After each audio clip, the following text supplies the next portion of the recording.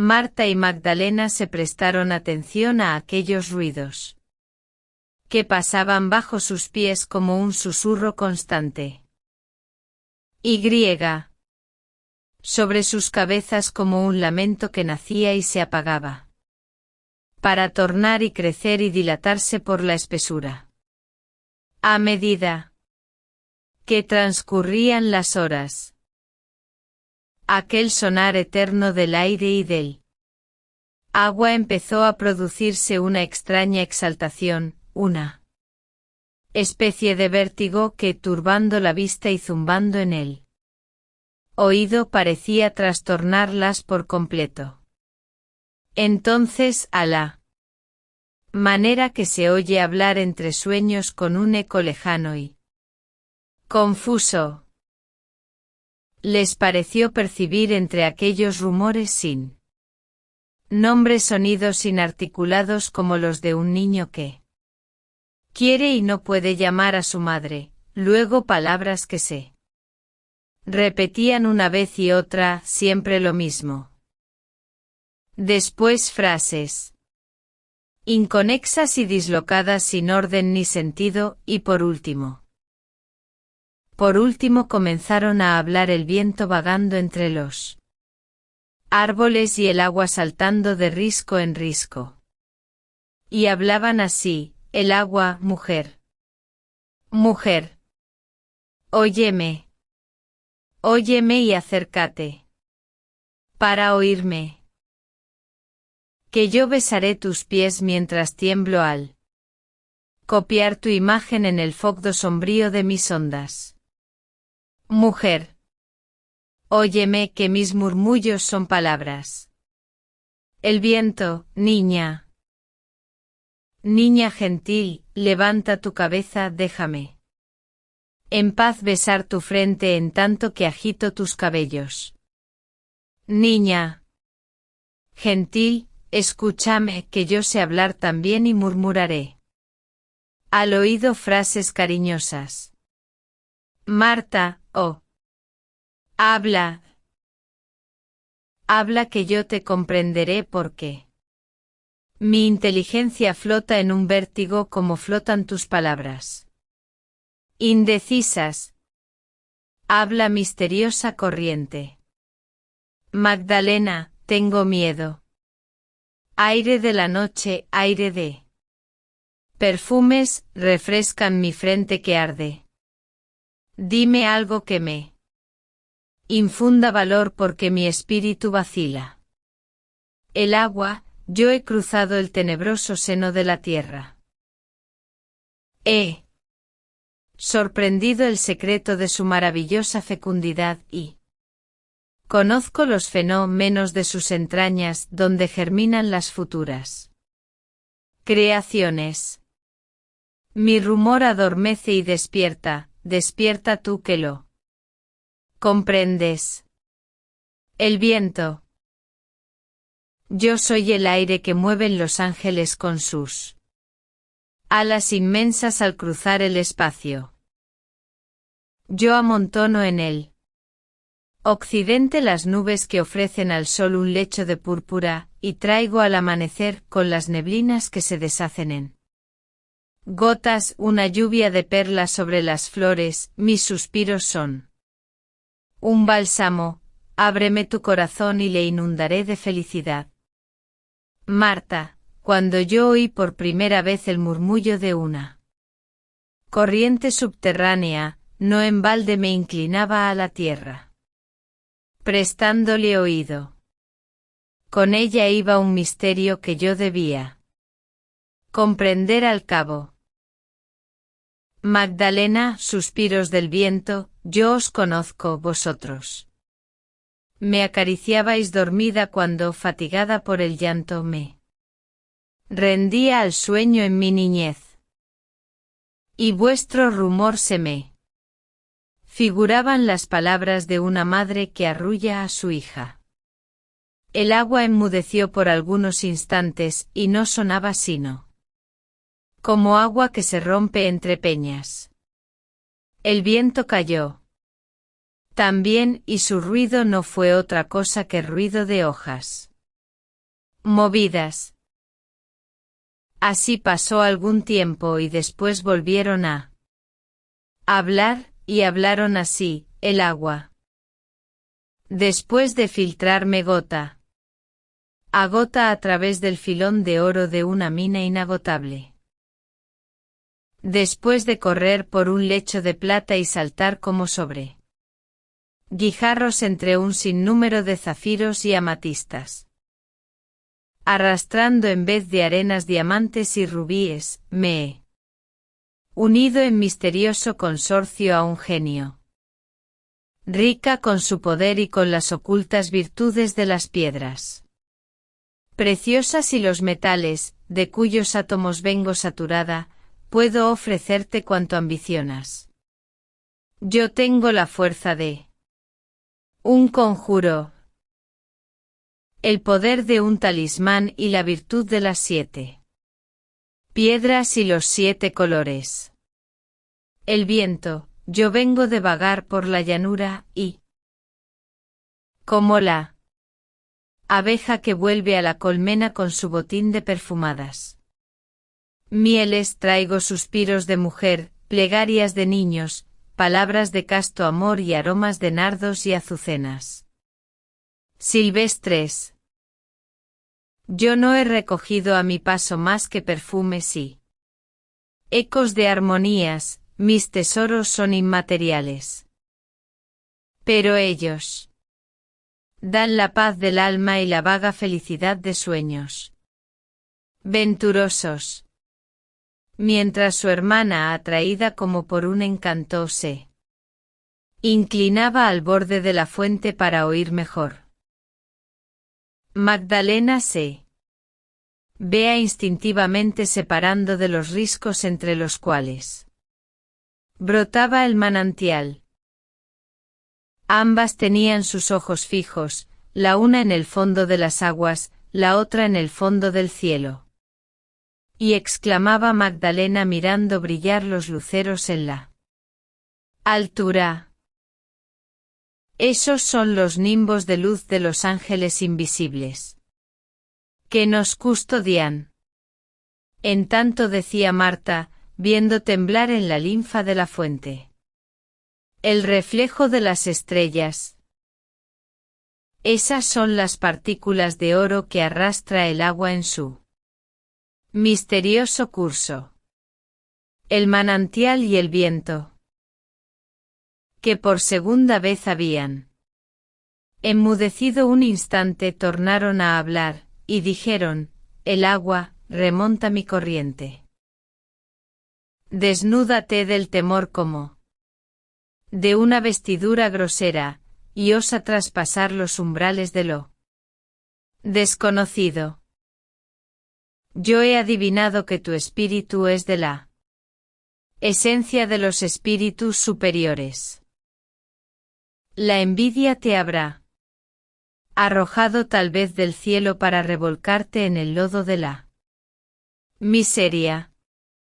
Yo veo, sin embargo, en tu frente sombría un sello de altivez que te hace digna de nosotros, espíritus fuertes y libres.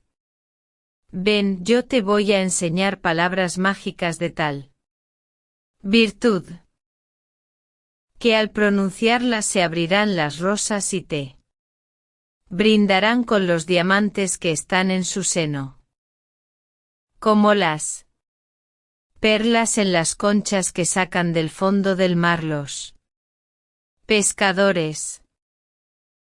Ven, te daré tesoros para que vivas feliz, y más tarde, cuando se quiebre la cárcel que te aprisiona, tu espíritu se asimilará a los nuestros, que son espíritus humanos, y todos confundidos seremos la fuerza motora, el rayo vital de la creación, que circula como un fluido por sus arterias subterráneas.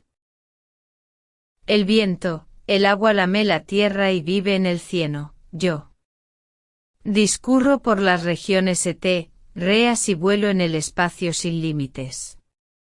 Sigue los movimientos De tu corazón, deja que tu alma suba como la llama y las azules espirales del humo. Desdichado el que, teniendo alas, desciende a las profundidades para buscar el oro, pudiendo remontarse a la altura para encontrar amor y sentimiento. Vive oscura como la violeta, que yo te traeré en un beso. Fecundo el germen vivificante de otra flor hermana tuya. Y.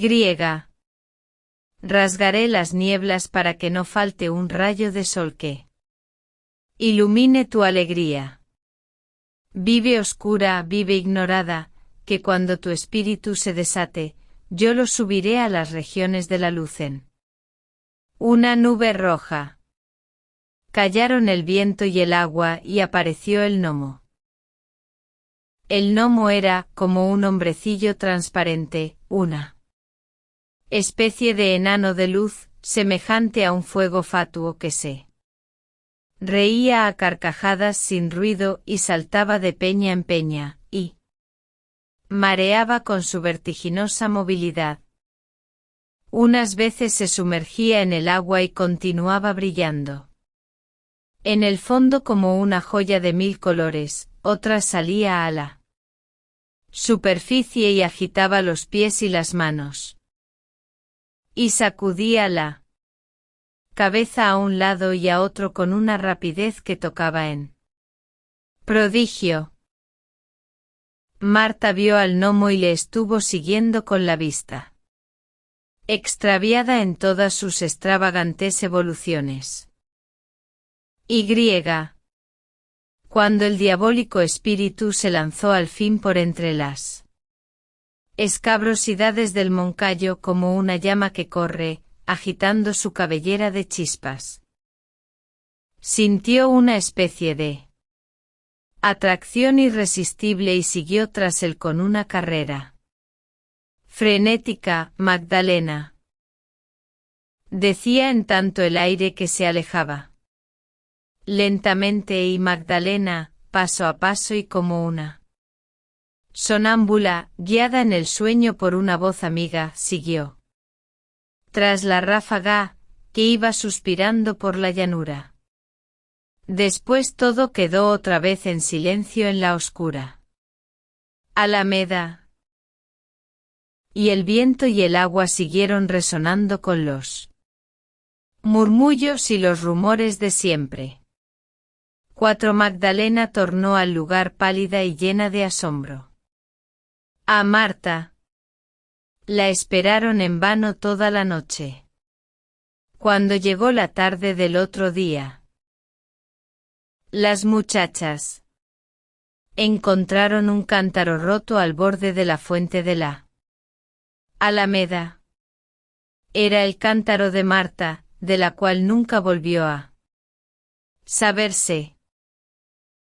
Desde entonces las muchachas del lugar van por agua tan temprano que madrugan con el sol.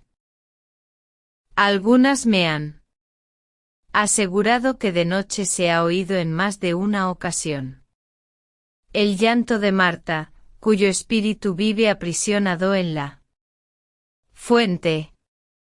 Yo no sé qué crédito dar a esta última parte de la historia, porque la verdad es que desde entonces ninguno se ha atrevido a penetrar para oírlo en la alameda después del toque del Ave María. El Miserere. Hacéis algunos meses que visitando la célebre abadía de Fitero y ocupándome en revolver algunos volúmenes en su abandonada biblioteca, descubrí en uno de sus rincones 2 o 3 cuadernos de música bastante antiguos, cubiertos de polvo y hasta comenzados a roer por los ratones. Era un miserere.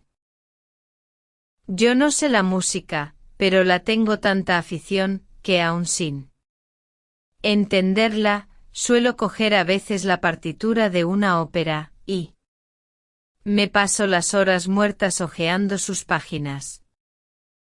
Mirando los grupos de notas más o menos apiñadas, las rayas, los semicírculos, los triángulos y las especies de etcéteras, que llaman llaves, y todo esto sin comprender una jota ni sacar. Maldito el provecho. Consecuente con mi manía, repasé los cuadernos y lo primero que me llamó la atención fue que, aunque en la última página había esta palabra latina, tan vulgar en todas las obras finis, la verdad era que el Miserere no estaba terminado porque la música no alcanzaba sino hasta el 10º versículo. Esto fue sin duda lo que me llamó la atención. Primeramente, pero luego que me fijé un poco en las hojas de música, me chocó más aún el observar que en vez de esas palabras italianas que ponen en todas como maestoso, allegro, ritardando, più vivo, a piacere, había unos renglones escritos con letra muy menuda y en alemán, de los cuales algunos servían para advertir cosas tan difíciles de hacer como esto: crujen los huesos, y de sus médulas han de parecer que salen los alaridos, o esta otra, la cuerda aúlla sin discordar, el metal atruena sin ensordecer, por eso suena todo, y no se confunde nada, y todo es la humanidad que solloza y gime, o la más original de todas, sin duda, recomendaba al pie del último versículo, las notas son huesos cubiertos de carne, lumbre inextinguible, los cielos y su armonía.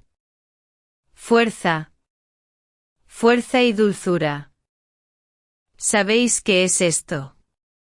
Pregunté a un viejecito que me acompañaba al acabar de medio traducir estos renglones, que parecían frases escritas por un loco.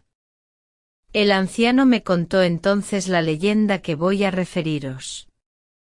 Hace ya muchos años, en una noche lluviosa y oscura, llegó a la puerta claustral de esta abadía un romero, y pidió un poco de lumbre para secar sus ropas, un pedazo de pan con que satisfacer su hambre, y un albergue cualquiera donde esperar la mañana y proseguir con la luz del sol su camino.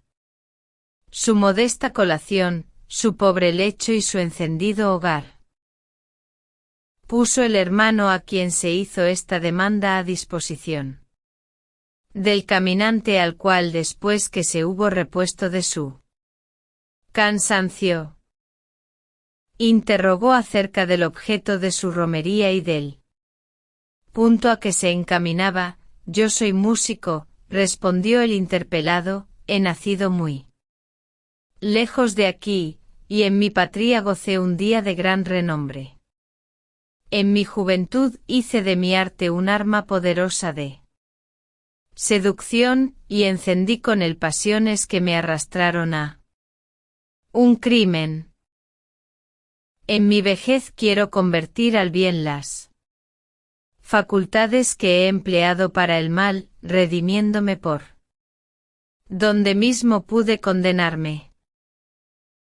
Como las enigmáticas palabras del desconocido no pareciesen del todo claras al hermano Lego, en quien ya comenzaba la curiosidad a despertarse. E instigado por esta continuara en sus preguntas, su interlocutor prosiguió de este modo. Lloraba yo en el fondo de mi alma la culpa que había cometido, mas al intentar pedirle a Dios misericordia, no encontraba palabras para expresar dignamente mi arrepentimiento cuando un día se fijaron mis ojos por casualidad sobre un libro santo. Abrí aquel libro y en una de Sus páginas encontré un gigante grito de contrición verdadera, un salmo de David, el que comienza Miserere mei Deus. Desde el instante en que hube leído sus estrofas, mi único pensamiento fue hallar una forma musical tan magnífica, tan sublime que bastase a contener el grandioso himno de dolor del rey profeta. Aún no la he encontrado. Pero si logro expresar lo que siento en mi corazón, lo que oigo confusamente en mi cabeza, estoy seguro de hacer un miserere tal y tan maravilloso que no hayan oído otro semejante los nacidos, tal y tan desgarrador que al escuchar el primer acorde los arcángeles dirán conmigo, cubiertos los ojos de lágrimas y dirigiéndose al Señor misericordia. Y el Señor la tendrá de su pobre criatura. El romero, al llegar a este punto de su narración, calló por un instante y después, exhalando un suspiro, tornó a coger el hilo de su discurso. El hermano legó algunos dependientes de la abadía y 2 o 3 pastores de la granja de los frailes, que formaban círculo alrededor del hogar, le escuchaban en un profundo silencio. Después, continuó, de recorrer toda Alemania, toda Italia y la mayor parte de este país clásico para la música religiosa. Aún no he oído un miserere en que pueda inspirarme ni uno, y he oído tantos que puedo decir que los he oído todos. Dijo entonces interrumpiéndole uno de los rabadanes. ¿A que no habéis oído aún el miserere de la montaña, el miserere de la montaña? Exclamó el músico con aire de extrañeza. ¿Qué miserere es ese? ¿No dije? Murmuró el campesino, y luego prosiguió con una entonación misteriosa. Ese miserere que solo oyen por casualidad los que como yo andan día y noche tras el ganado por entre breñas y peñascales, es toda una historia muy antigua, pero tan verdadera como al parecer increíble. Es el caso que en lo más fragoso de esas cordilleras de montañas que limitan el horizonte del valle, en el fondo del cual se halla la abadía, hubo hace ya muchos años que, digo muchos años, muchos siglos, un monasterio famoso, monasterio que a lo que parece edificó a sus expensas un señor con los bienes que había de legar a su hijo, al cual desheredó al morir, en pena de sus maldades.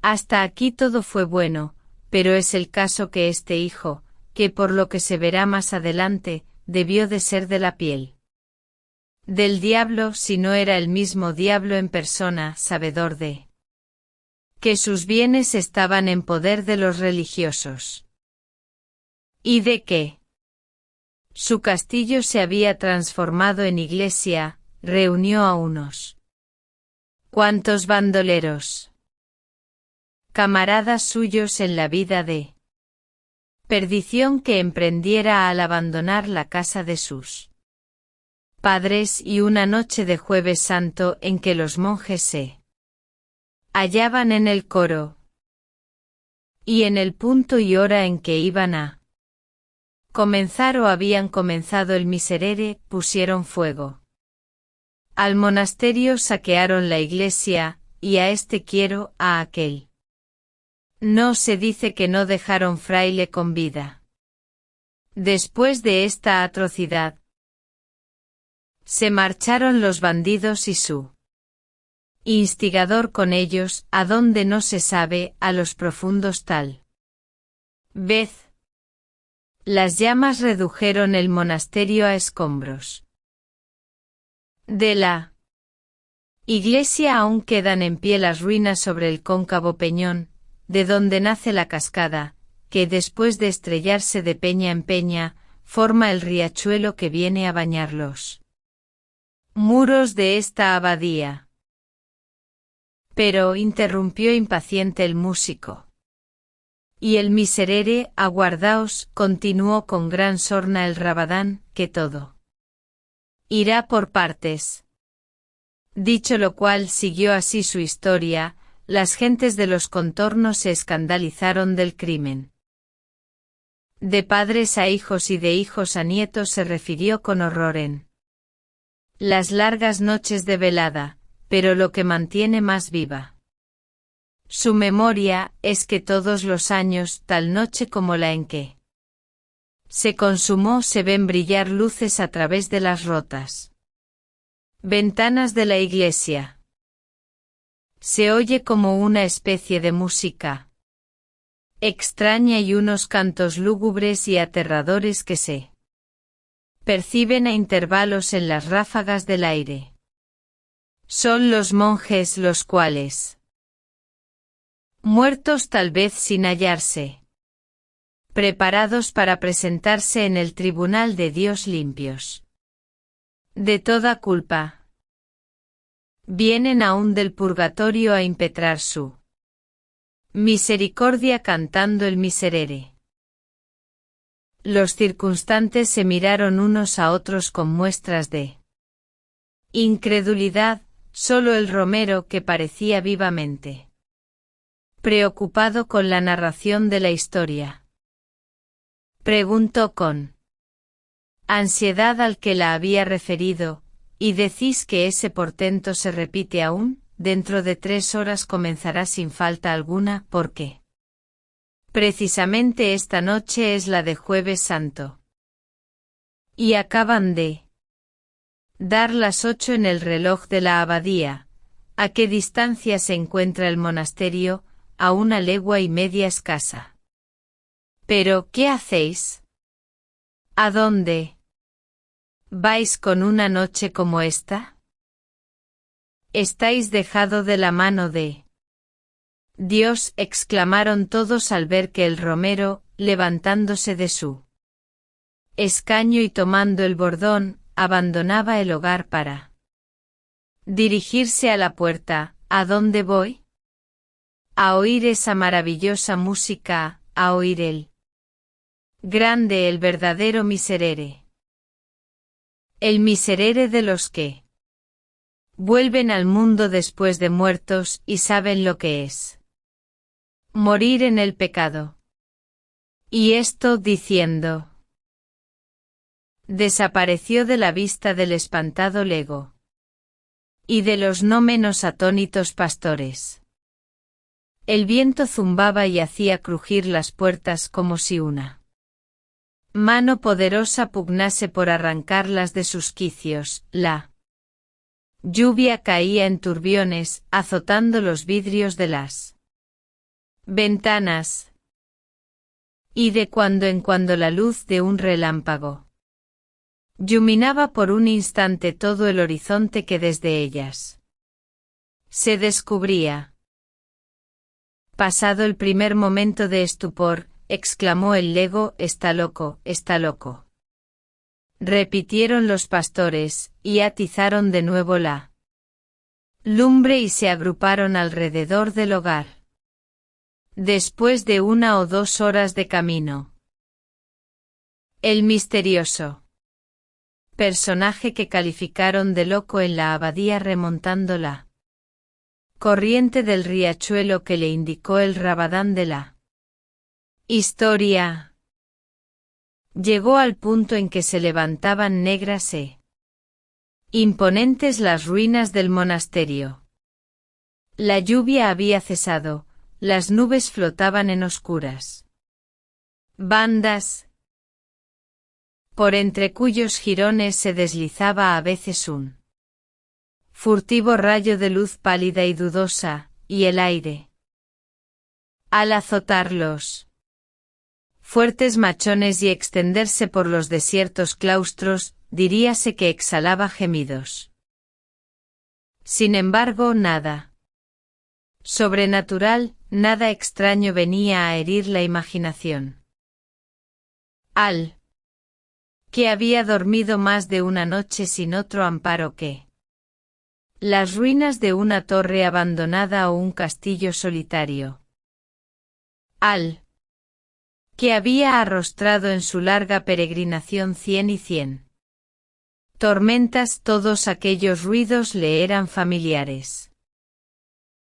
Las gotas de agua que se filtraban por entre las grietas de los rotos arcos y caían sobre las losas con un rumor acompasado, como el de la péndola de un reloj, los gritos del búho que graznaba refugiado bajo el nimbo de piedra de una imagen de pie aún en el hueco de un muro, el ruido de los reptiles que despiertos de su letargo por la tempestad sacaban sus disformes cabezas de los agujeros donde duermen, o se arrastraban por entre los jaramagos y los zarzales que crecían al pie del altar, entre las junturas de las lápidas sepulcrales que formaban el pavimento de la iglesia.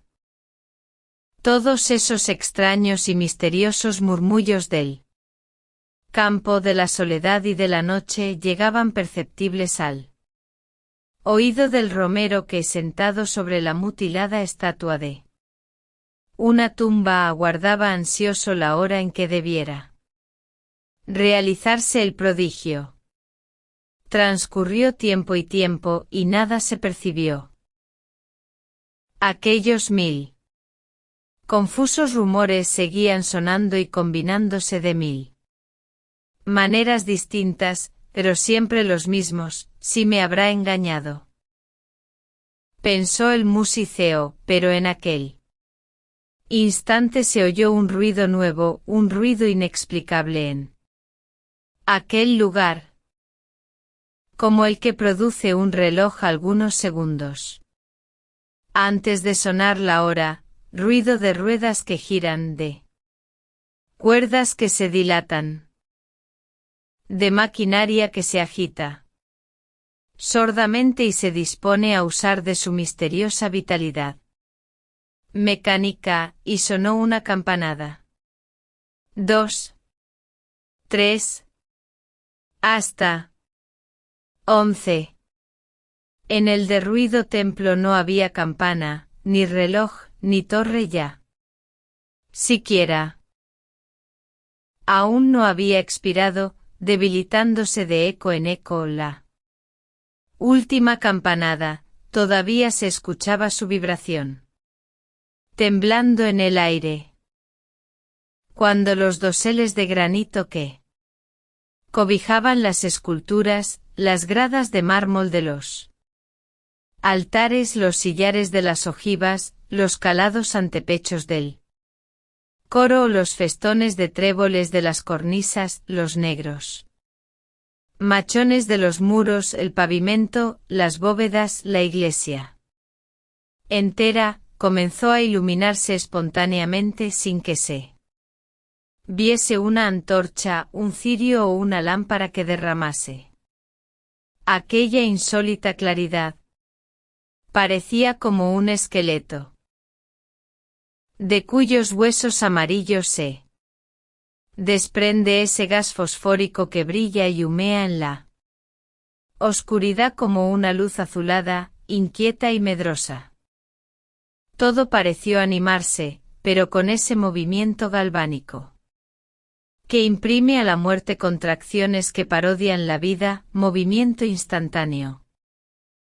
Más horrible aún que la inercia del cadáver que agita con su desconocida fuerza. Las piedras se reunieron a piedras, el ara, cuyos rotos fragmentos se veían antes esparcidos sin orden. Se levantó intacta como si acabase de dar en ella su último golpe de cincel el artífice, y al par del ara se levantaron las derribadas capillas, los rotos capiteles y las destrozadas e inmensas series de arcos que, cruzándose y enlazándose caprichosamente entre sí, formaron con sus columnas un laberinto de pórfido. Una vez reedificado el templo, comenzó a oírse un acorde lejano que pudiera confundirse con el zumbido del aire, pero que era un conjunto de voces lejanas y graves, que parecía salir del seno de la tierra e irse elevando poco a poco, haciéndose cada vez más perceptible. El osado peregrino comenzaba a tener miedo.